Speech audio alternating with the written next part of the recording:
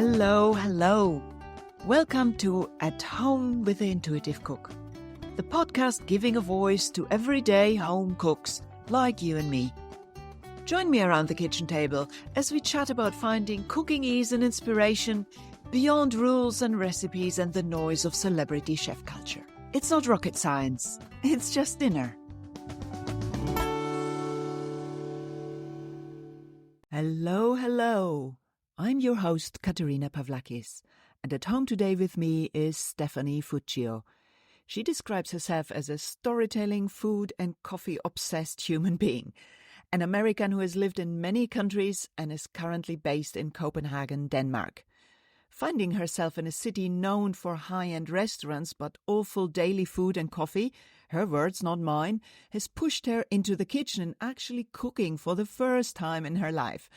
And I tell you, her fearless approach and positive energy are infectious. So let's get into it. Hello, Stephanie. Welcome. I'm so glad to have you here. I'm really excited to be here. I made sure that I ate beforehand because I knew I was going to get hungry just talking to you about this stuff. Yeah, and you are a pro at podcasting, so I'm feeling a little bit starstruck. So Don't. You're already winning. Your background is way more beautiful than mine. I've just got my kitchen's behind me. Well, my kitchen is behind me too. Yeah, but your kitchen's prettier. Your kitchen looks very sort of Nordic, sort of cool style. Yeah. Yeah, that's what the apartment looks like. You can't really find an apartment that isn't like that here. Right. Yeah. So you live in Copenhagen at the moment. Yes. And you lived in many other places before. So you're a bit of a world traveler and professional expat. I'm a bit of an expat too, but I've stayed in the same place for over 25 years now. Yeah. I love the rooster in the background. That's fantastic. Yeah, well, there is not much I can do about that, although he is very close to the window right now, but there's nothing we can do. That's rural Wales for you. So you just had lunch. What's the best thing you eaten all week? All week. Oh, okay. It's not something I cooked. But Well, it doesn't have to be that. Yeah, there's an Ethiopian restaurant in town that's really good, and they have the sample platters, and they have a veggie one and a meat one. And my husband and I usually get one of each and split it and just, eat with the interior with your hands. And oh man, I just love the variety of the different things on the platter, and then eating without forks and spoons. I'm one to eat with my fingers too. And that's one of the things you don't get here in rural Wales. You don't get this variety of places to try out. When I was living in London, I lived in Brixton, and we did have our local Ethiopian. So yeah, I remember that being a treat. Yeah, I keep meaning to try and make that special pancake bread myself, but I have not ventured out to that yet. I was almost going to, and then I had a conversation with someone about that restaurant last week, and they mentioned what a nightmare it was to try to make the bread themselves. And I said, oh, good. I'll just keep going there instead. Because there are things that, sometimes there's a limit to what I'm willing to / want to do. And I think that might be it. So in your intro, you were mentioning that Copenhagen or living in Copenhagen pushed you towards cooking more, which is interesting because Copenhagen is sort of supposed to be a really foodie city. So I thought that was an interesting contrast to explore. Tell me more about it. The city of Copenhagen and Denmark in general has really good marketing person or team, probably a team. Here's the thing. There are a lot of Michelin restaurants here, apparently. I don't go to them because I'm not in that bracket of folks. But that's where it's a foodie city comes from. But as far as the everyday food or the regular food, the affordable Danish food, the international food, even the grocery stores, they're all incredibly expensive and not the best quality. And I'm not trying to be mean. Denmark has its good qualities, but even a local told my husband once, he's like, yeah, we're the trash compactor of Europe. Whatever the rest of Europe doesn't want, they ship here. And we eat it. I was like, oh my gosh, I have no way to confirm or deny that. I just know that the quality of the food and the variety of the food, unless you go to a high-end place, is not terribly good. So it did push me to look for ingredients versus restaurants and to try to make stuff myself. So you can find high-quality ingredients? No, but I can find tasty ingredients to hide the low-quality food. Yeah. That is actually an interesting concept, because a lot of sort of chefy cookbooks often suggest to do as little as possible to your ingredients and let your ingredients sing. Yeah. Which is, very good advice if you have the absolute top quality ingredients, as you would in a good restaurant. But, as mere mortals who have just access to, the local supermarket, it often isn't the case that you have the best tomatoes at the absolute peak. So then we are forced to tinker with the flavors just to bring out those kind of flavors that are a bit sort of mad to start with. So yeah, I'm a big fan of what you just said, to have the tasty ingredients to make everything tastier. Exactly. And I probably should backtrack and say there are probably high-end grocery stores that sell amazing ingredients. I just can't, to myself, justify spending that much money on so little food. It's really expensive. Yeah. I think Denmark's one of the most expensive countries in the world, and you feel it. There isn't really a low-end anything here. It starts at expensive and goes up for literally everything. So what are the upsides of living in Copenhagen? You know what? The winter was fine. It was barely winter. It was windy, but it wasn't what I would think a Nordic winter would be. There wasn't a lot of snow. There was a little bit of rain. So that's nice. It's very safe. It's very clean. There's a lot of social programs for things, so you just feel like people are taken care of, except their tummies. Man, you're gonna get some hate mail. Send them all to me. This is my fault.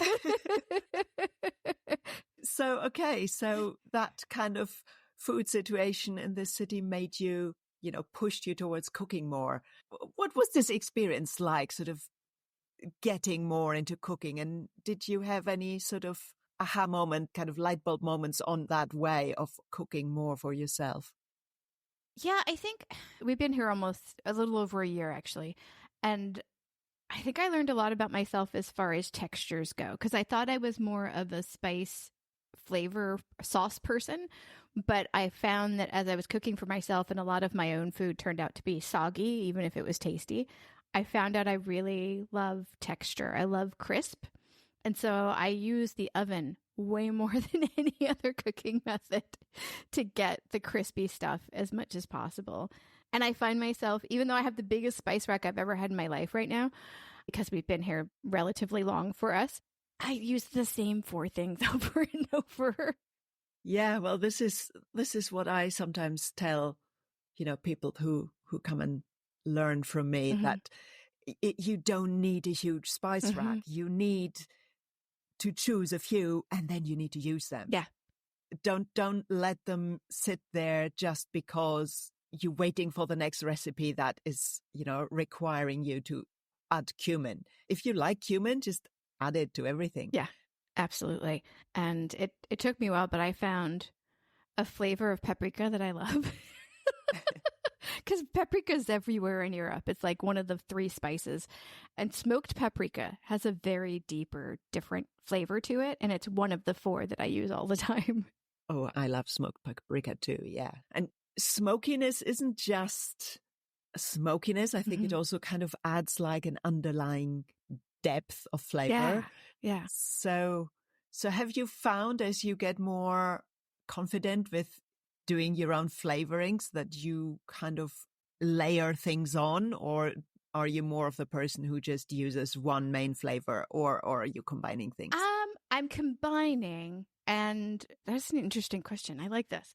I was putting all stuff, like if we're talking about like the meat, I like to put the veggies underneath and then the meat on top of it so it kind of seeps down and gets the flavor of that. And then I'll do stuff with the meat. It's probably like considered a rub, but I literally just like throw the spices on and then mush it around. I'm not very elegant with my cooking. And I'll turn it around and I'll do it, or I'll cook it halfway and then turn it over and do it again. But I'm wondering if now that I've been doing that for a while, if I should start to put the spices on at different times during the cooking, if that would change how it comes out. So I'm experimenting with different ways of slathering it with my spices. I think the main thing is to keep slathering. Yeah. It's amazing how much you actually need. I started to do like this, and I just find now I'm using, because I don't like the dots at the tops of them. So I literally just take the top off, the thing that stops you from getting a large amount, and I'll put like about half of the cap, and then I'll start spreading it on the food. And I'm like, okay, that's closer. Now I can taste it. And that is really interesting, because what I find that when, people say, oh, this recipe didn't work, and when you ask what went wrong, almost always the problem is that it didn't taste enough. Yeah. It is too bland. It was too meh. Yes. So, and what you're just saying about, well, actually a sprinkle is not enough.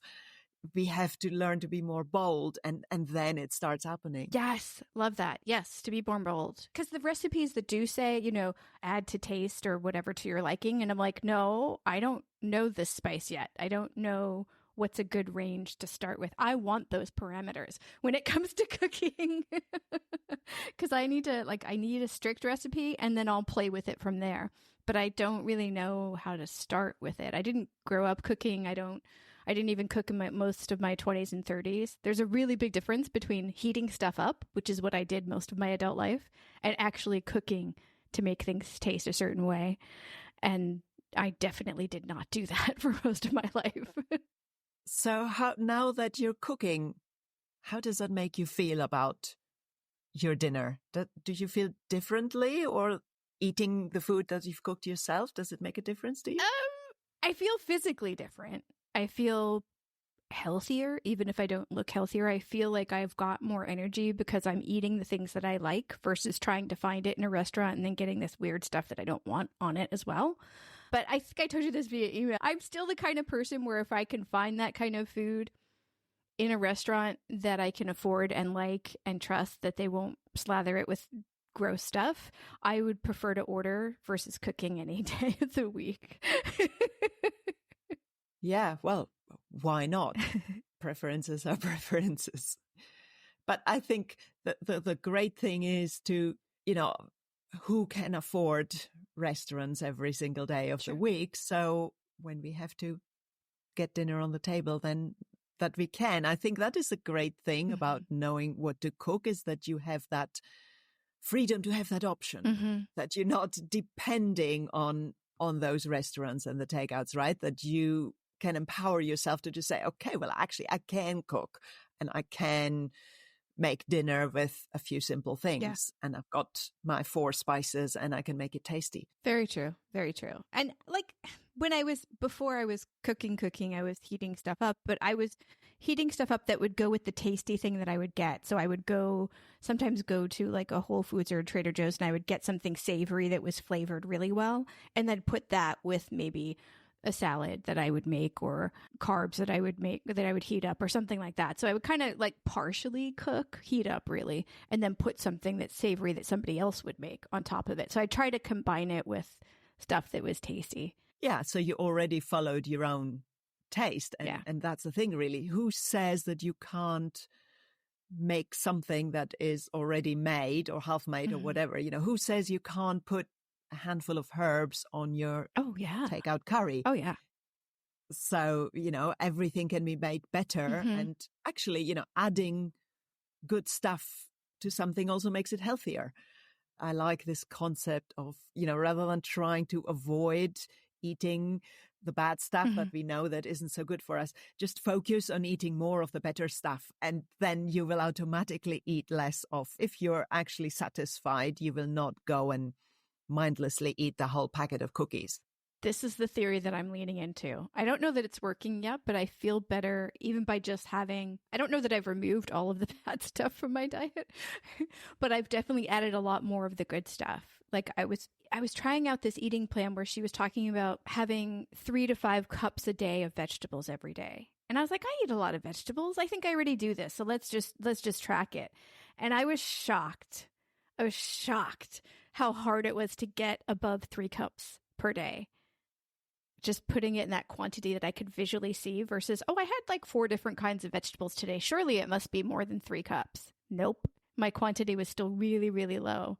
So upping that and adding flavors to it is one of the things that's really helped. Well, yeah, and adding flavors always helps. I think this is something that I find, coming from a background of Greek cooking, where while everybody thinks it's all about the grilled meats, but, grilled meat is kind of like a meal for a feast, like for Easter. And the kind of everyday food is a lot of vegetables, a lot of pulses. And the vegetables are kind of cooked like in their own right. And then when I moved to Britain, it was this sort of odd thing where, you get these water boiled bits of vegetables on the side. Yeah. Which is this sort of really loveless way of treating vegetables. And then, well, no wonder nobody likes vegetables. Same here, except they're sauces that they put on top of it, like really heavy mayonnaise-y kind of looking sauces that they put on top of the boiled vegetables. Yeah, that is my number one tip about making vegetables tasty. Do not boil vegetables. Yeah. And there was this commercial when I was a kid on TV in the US that was like, don't drown your food. And it was like, don't make it condiments with a little bit of vegetables or a little bit of meat. Like, be able to see your food instead of drowning it, but also don't boil them. Oh my gosh. Last week I started to make, since I'm obsessed with my oven, I started to just cut up a whole bunch of vegetables, broccoli being one, like the majority of the plate. And I just put olive oil all over it, forgetting about how fatty olive oil is, and some salt, and threw it in the oven until I could see it browning. And I took it out and it had the crisp, and I just ate the whole pan. I was like, it's so good. I hate boiled broccoli. It's so gooey. But in the oven, it was brilliant. Yeah, I agree. Roasted vegetables, and you can roast anything, really. And a tray full of vegetables is just a fantastic, easy meal. Yep. Crumble some feta cheese on top, or sometimes I'm adding like a tin of lentils. Yes. Or, some chicken pieces, whatever. So it's also my go-to easy meal for guests coming, because all this colorful veg on a tray just looks really nice. And it's just so easy because, as you said, you just throw it on and put it in and out comes something tasty. It's so good. It's so ridiculously good. And the peppers are like, they're just extraordinary. They have these really tiny peppers in these like packages here. And I just put like 3 or 4 of each color in there. And they're just like goo, but good goo. See, this is what I'm saying. Texture. I never knew I was so texture oriented until I started cooking myself. So what are your favorite ways of adding texture apart from the crisp in the oven? Oh, that's the big one. I guess for creamy texture, cauliflower, or butter's cheating, right? Why is butter cheating? Well, of course butter's creamy. It's But coconut milk, like if it's an Asian dish, like coconut milk is fine. After cooking something, sometimes I went a little crazy with the creme fraiche once I discovered what it was. So I would like put that in afterwards. Is crispy my main texture? I think crispy and creamy are my main things. So have you ever tried sort of adding things like, I don't know, toasted seeds? Oh, yes. I'm not terribly good at that yet. I want to work on that. Because I do like pumpkin seeds and sesame seeds and those kinds of things. Oh, the green onions, adding those. Oh, and red onions. I like to, when I'm doing like a chickpea thing with eggs, that's a little bit creamy but needs a little bit more of a crunch, I'll put the red onions on top, and that gives it a texture. Yeah. So that's the thing. I don't think before doing all this cooking, I don't think I combined a lot of hot and cold together. And now I find I'm just kind of going, what do I have? Does that go with this? And no matter what temperature or where it is, I'm like, let me try it. Not throwing it in and testing it out. And sometimes it's awful, but sometimes it's good. Well, and that's the whole point of trying things out, isn't it? Yeah. It's when it's awful, it's not about the fact that you're a bad cook. Yeah. It's about, okay, well, I tried this. I now remember that I don't like this. What is your main sensory thing with food? Mine's texture. What's yours? I think mine is contrasting flavors. Oh, yeah. I really like the sort of the sweet and the salty and the hot and sour and the, sour and sweet. And I like these contrasting things. I think that's probably why I like Asian kind of flavors so much, because they tend to be really kind of big on the contrast. Yeah.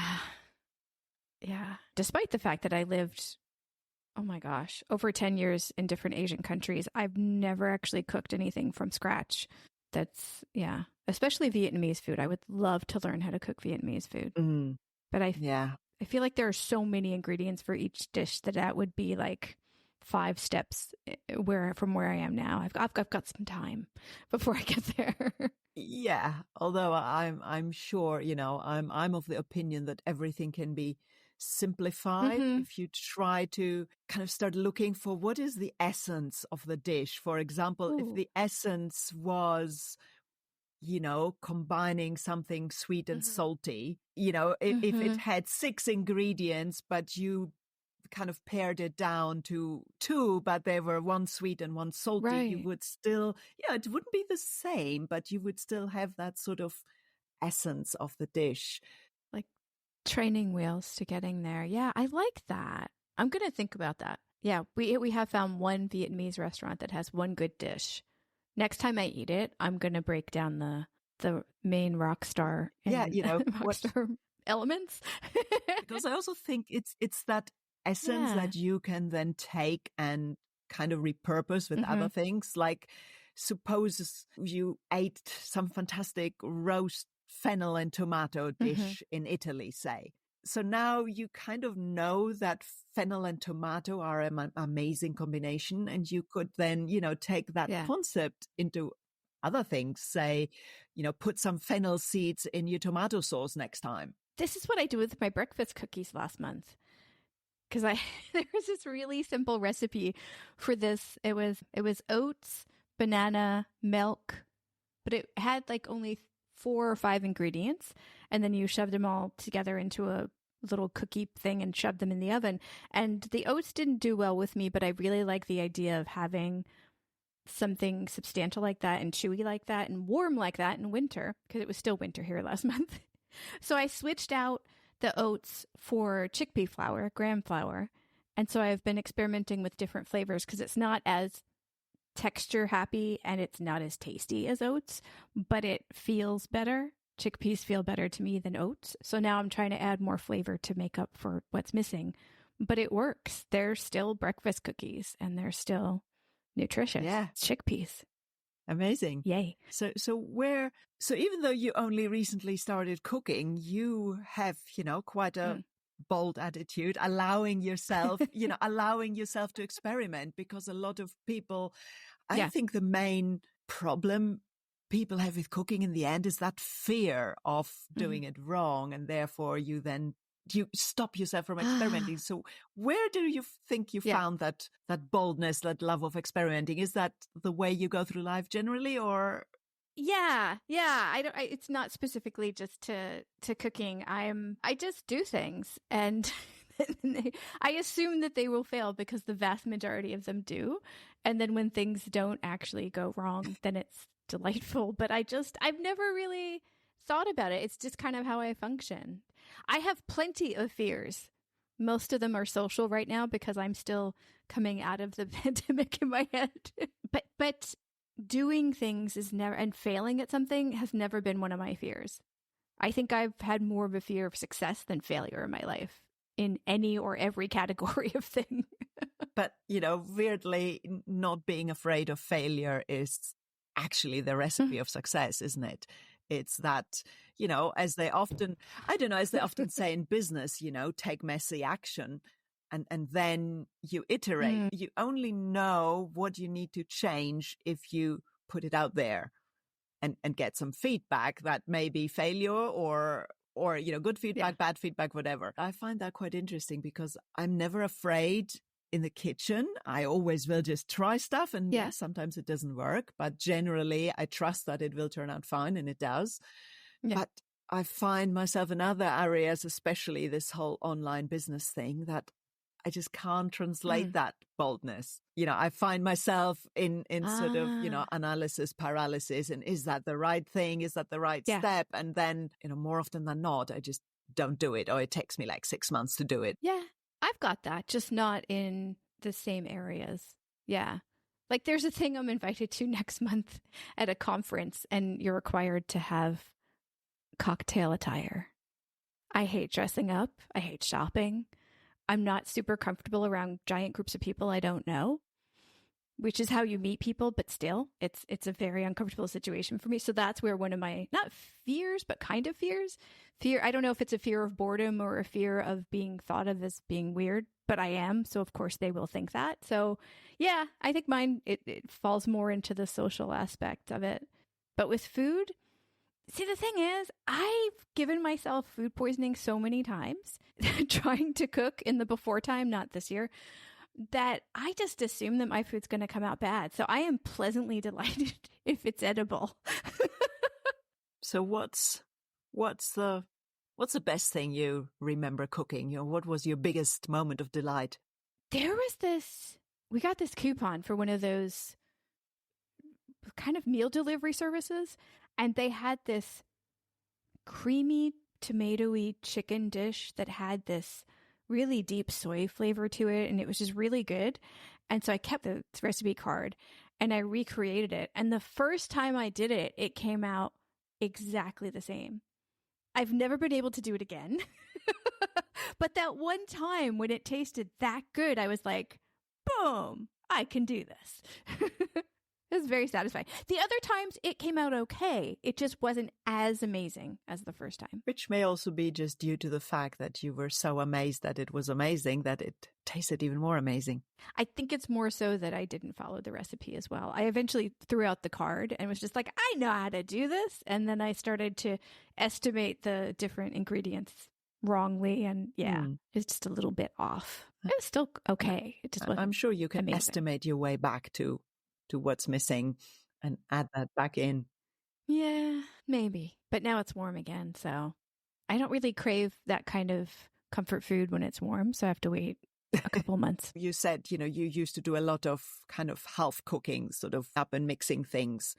So now that you're cooking more, do you have like a go-to emergency meal where you're still cooking, but, that's the kind of thing you cook when you can't be bothered to cook?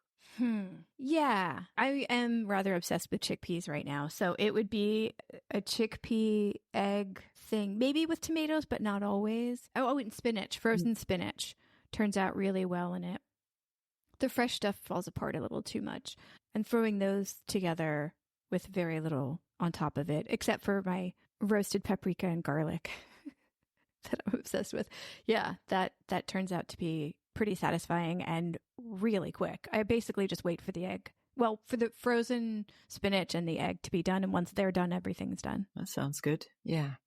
I like frozen spinach with chickpeas. Oh, yeah. So good. It's so good. One of those combinations. You spoke about the Ethiopian you had this week, but can you remember another sort of memorable meal kind of looking back? So many, but it's been a while. Oh, man. Okay, one specific meal. I would probably say Vietnamese food is by far my favorite in the world. But bún chả, which is like roasted pork patties on a noodle dish with like some fermented vegetables and stuff, was served when I was there a gazillion years ago on the street. They had these little barbecues and they would like squat down to cook. And then you had these like baby tables and chairs like you do in a lot of Asia. And you would just sit on the side of the road and you would smell the pork being roasted. And then they would bring it over to you and you've got the bowl of the noodles with the vegetables and 2 spring rolls on top. And then they put the pork patties on top. And so you've got the barbecue floating over you, and you've got the street noise, which is just maddening. But then you have this gorgeous meal in front of you. And the noodles were the rice noodles, so they're really light. But the fermented or pickled vegetables, not fermented, were really crispy and delicious. And then the pork in there, and then the of the spring rolls. It was just, it was so simple and so cheap. And you just like ride by and go, oh, there's the smoke. Let's go get some bun cha. Like you'd see it before you could actually even smell it. Like that is one of the seminal like foods that I would always look for and that I really love and miss desperately. Because even if restaurants get the flavor right outside of Vietnam, the atmosphere will never match that bizarre little situation on the side of the road. Yeah, which really speaks to how, food is not just about the food. It's about the experience almost as much as the food itself. And it somehow melds together. Yeah. And this is, I think, why I think that trying to repeat even a recipe kind of doesn't actually work because next time you make it, you are a different person and the context is different. And it's just... it's going to be similar maybe, but you can actually not repeat a meal. So therefore, this idea that, if you only follow the recipe, it will be exactly the same. Well, it won't anyway. So I don't even try personally to repeat anything. That's actually smart because I do. And sometimes it comes out better or different and it's more suitable to where I am that day. And sometimes it just isn't quite what I want. But I think if I didn't try to make it the same, I think it'd be a much more satisfying experience. Yeah, that's interesting. But I'm lazy, so. Well, it's the same. It's the same work. Yeah. It's not any more work to drop the expectation, is it? Ooh. You don't know my brain that well, then. That is the hardest part. Well, I mean, it's true. Mindset often is the hardest part, isn't it? Yeah. Yeah, it really is. And now, my kitchen friends, it's time for a quick break to see what I've been cooking up for you. If you ever feel trapped by recipes or wish you could get more creative in your kitchen, I made a free mini course. It's called Ditch the Recipes, and it's a short series of 5 emails that will help you get started on your intuitive cooking journey. Sign up on the website at theintuitivecook.co.uk/free or find the link in the show notes. And now, let's get back to our conversation. So do you have any other kind of hot tips and hacks you've discovered for yourself when you cook? Oh my gosh. Yes. Frozen garlic. I know there's some controversy on is it safe, but I find that going to Asian grocery stores and getting like a giant bag of frozen peeled garlic and having it in the freezer and just taking out, I have to be careful and only have a handful at a time because I've noticed if I have more than 5 cloves, my stomach starts to hurt. So I take out a handful and I count them. No, those 5. And I can just throw them in anything. So that, I love that. I do a similar thing with ginger, more so for drinks than for eating. But you could also use ginger pieces in eating. So you can freeze ginger, but you can't put it in the fridge. But my favorite is the shaved Parmesan in the oven. Turns into Parmesan crisps. If I could go back to my 30-year-old self and tell her not to buy the Parmesan crisps in the expensive grocery store because it's really easy to bake in my toaster oven, I would. Because it's so ridiculously easy to make and very texture satisfying. Yeah, you can do all sorts of amazing things by adding a thin layer of Parmesan. Yeah, but you can just have the Parmesan by itself and it turns into like a chip and you can just go, so good. I must try that sometime. Yeah, I've just been seeing stuff on Instagram where, there is this particular woman, what is she called? Hungry Happens. And she kind of does all sorts of vegetable things that are then covered in shaved Parmesan, and then out comes this very crispy, sometimes crispy, sometimes melty kind of meal. She just add Parmesan on everything. Gotcha. I really like Parmesan on its own. I feel like I get the hit stronger and the texture stronger versus putting it in stuff. I feel like it gets drowned out by the other food. So I like to have it as like a little dessert. I like this idea. So do you need to do that on paper? Or does it not stick? Do you put paper under your Parmesan crisps? No, I don't. Because I usually have olive oil on there. Because I'm cooking something else and I see a little hole where there's no food. And I'm like, that's where my Parmesan's going. And so I'll just put like a few shavings in there. And then, yeah. And it just peels right off. Oh, you have to let it wait a little bit after it comes out of the oven, and then it'll peel right off. Okay, well, I'm definitely trying that. Pictures or it didn't happen. My email's open. Or Instagram. Yeah, definitely. Okay, more hacks? Kewpie mayo on everything? No, that's cheating. It is really good, though. Kewpie mayo. It's really creamy Japanese mayo. Kewpie. It's super dangerous. I think they have twice the amount of eggs as normal mayo or something like that. Lemon and butter with pasta. It works on long pasta and ravioli or basically any pasta, but like a lemon butter sauce with black pepper is really good. That is another great one. Love that one. Yeah. Yeah. I love lemon. When we were in Italy, we kept running into these places that had lemon ricotta filling in different kinds of pasta. And I was like, excuse me, I'm going to stay right here and have all of these. I'm obsessed with lemons. I love lemons. So yeah. Oh, and a little, not just black pepper, but also red pepper adds a little bit of to it as well. Ooh, yeah. Coming from Greece, I'm a big one for lemon, but yeah. And I really like lemon in risotto. But I admit I have not tried lemon with pasta, so I love that too. And yeah, and it's obviously really simple because lemon and butter.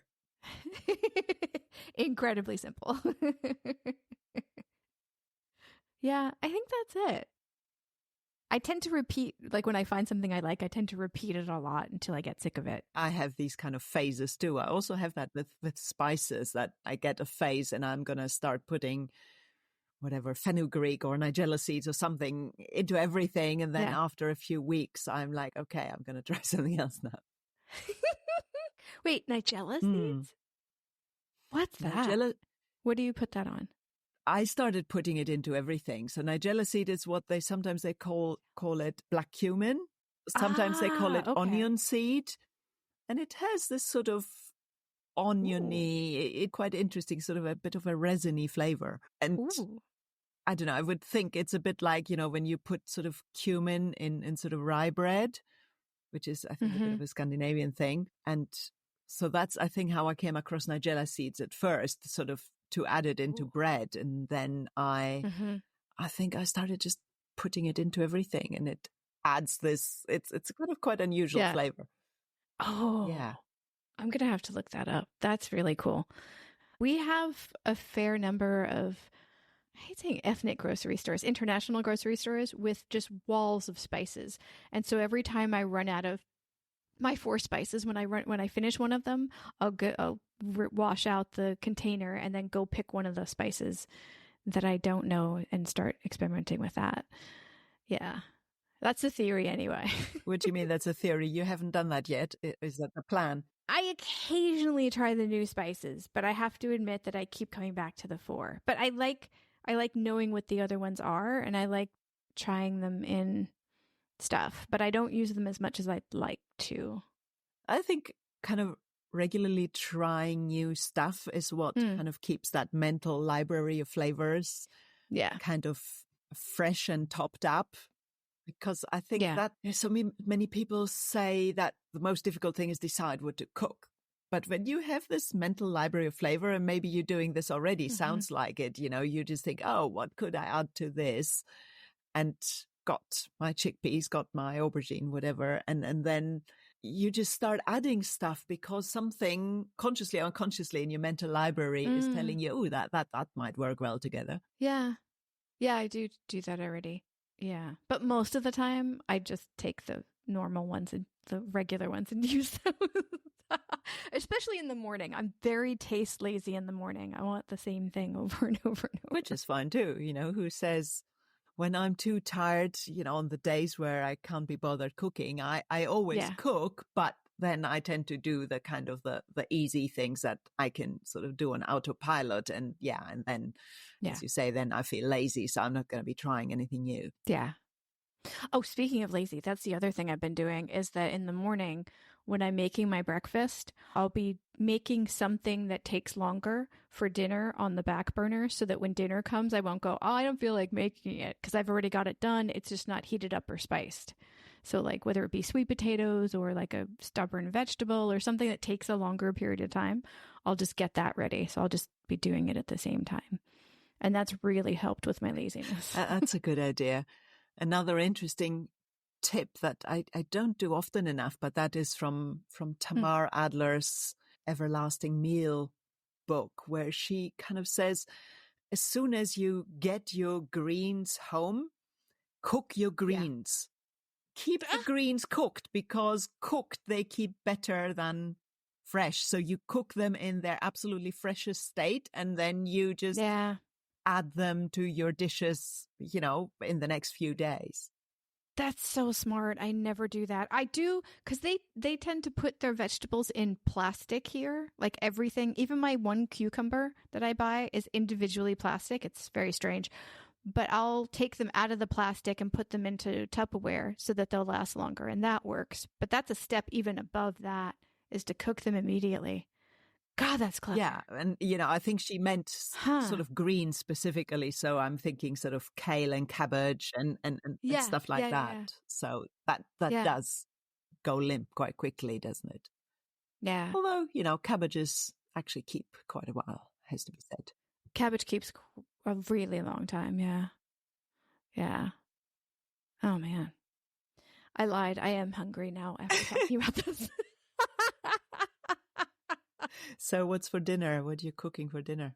We're going to have chicken tonight. I'm not quite sure what I want to do with it yet. It's the end of the week, so I don't have a whole lot in the fridge right now. I don't know. We went through the mushrooms. We went through the broccoli.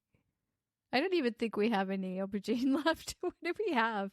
I have a lot of kimchi because I finally hit up the kimchi refrigerator in the grocery store. It's really expensive here, so I haven't bought it in the entire year, but I finally splurged this week. And last night I literally just had rice with kimchi. I was like, I'm done. This is just my dinner. I can't. So I really don't know. We're going to do something with the chicken, but I'm not sure yet. Well, that's a good start. I think this kind of vague meal planning is, I find it for me more helpful than, picking out recipes. Now, okay, today it's going to be some sort of stir fry because we've got the greens, and tomorrow it's going to be something with chicken because we've got the chicken, and that works for me much better than deciding in advance what exactly to make. It is, but I've learned a lot of the things that I've been experimenting with from Instagram Reels, embarrassingly. And so I'm saving a lot of recipes because the food selection's quite limited. So what we get is even smaller than that. So I know the things I'm generally going to have in the fridge. And so when I see a recipe that has those things that I want, I'm like saving that. So I will try out the recipes, but not often. I'd say probably 1 or 2 new recipes a week, probably. Well, it's quite a lot. Maybe.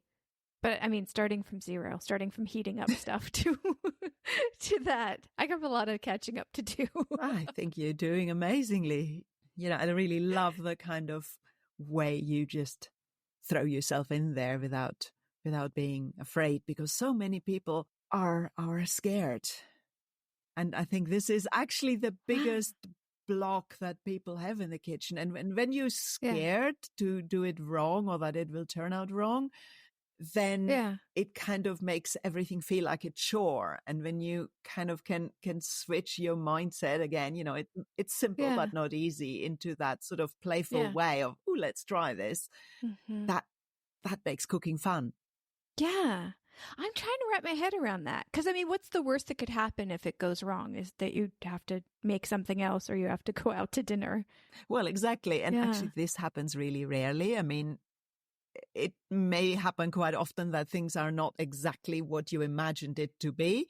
Yeah. But, Yeah. it's actually really hard to make something that is not edible. Yeah. Yeah. I've done it a few times in my life. It's been sometimes dangerous. It was long, long, long ago. But again, I mean, my fear's in other places. Like other people enjoy parties and enjoy going to large gatherings. And for me, I'm like, this is going to take some time. Yeah, which is fine too. I don't like crowds either, and especially don't like situations where I'm expected to go up to people. I'm fine if someone comes to me, we can have a chat. But Yeah. this sort of networking concept, that's always been the most exhausting thing I ever did. Yeah. Yes. If there's a task, if there's an activity, I can be the most gregarious person known to man because I've got that thing to like hang whatever social interactions on. But if it's literally just going to meet new people and talk about what, I'm like, I need a purpose. I need a purpose. And somebody told me once, your purpose is to have fun. I'm like, that makes no sense to my brain. My brain just went, what? What does that mean? Maybe that's why I find conversations around the dinner table much easier. I don't know, Yes. Maybe our joint purpose is to enjoy dinner, but yeah, I find conversations around a dinner table, which is obviously not a large crowd. It's like much more intimate. That's my favorite type of socializing. And you've got a task. Yeah, I like that. So maybe one last thing I just want to ask you, because I'm curious as we bring this to a close. But you say that you're food obsessed, but you also say you're coffee obsessed, and even your company is called Coffee Like Media. So tell me about your coffee obsession. It would probably confuse people because I've been on decaf for about 2 years now. But actually James Hoffman, like the super famous barista, he recently said in a video that people that drink decaf are the true coffee drinkers because they get none of the other benefits. They're legitimately just doing it for the flavor, which is what I'm doing. So I don't know. There's something about the smell, the taste, and the interactions that happen around coffee, which is why my company is Coffee Like Media, because it's legitimately like my purpose in life is to connect people, and the business side of it is through the audio medium. And so it's coffee like, it's adhesive, it's connecting people together. A lot of people think it's just because I like coffee. I'm like, no, it's got deep meaning.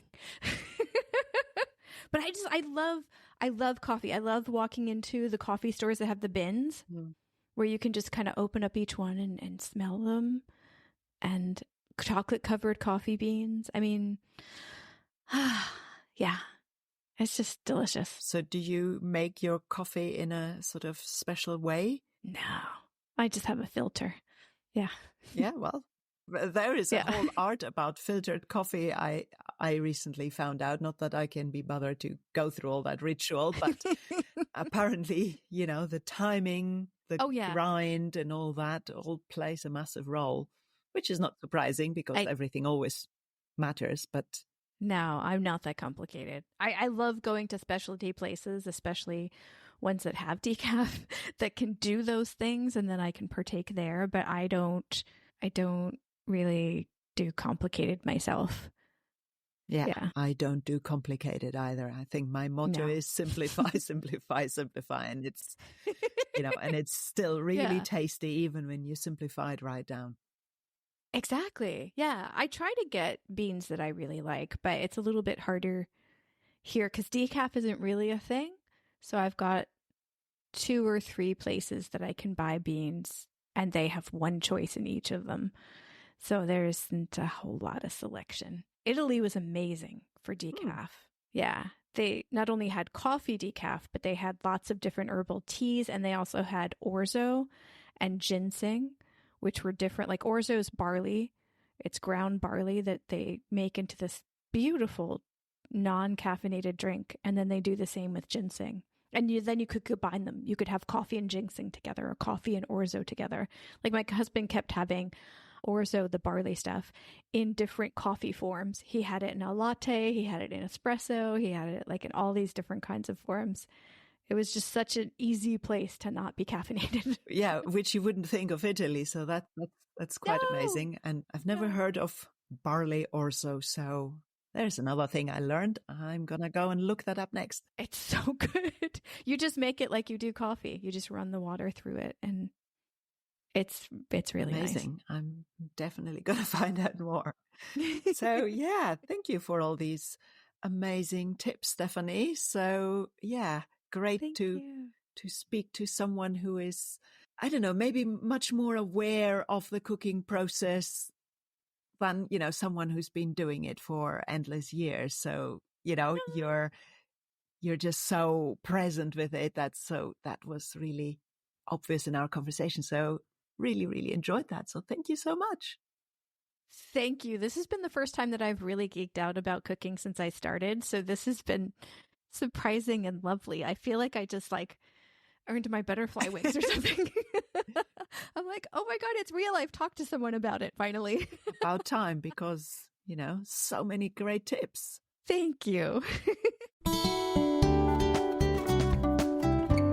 Thanks for joining us for this episode of At Home with the Intuitive Cook. Check out the show notes for links and tasty morsels. And remember, fresh episodes are served up every other Friday. Subscribe to stay tuned and keep exploring the joys of everyday cooking. Until next time, stay curious, trust your taste, and don't forget, it's not rocket science, it's just dinner.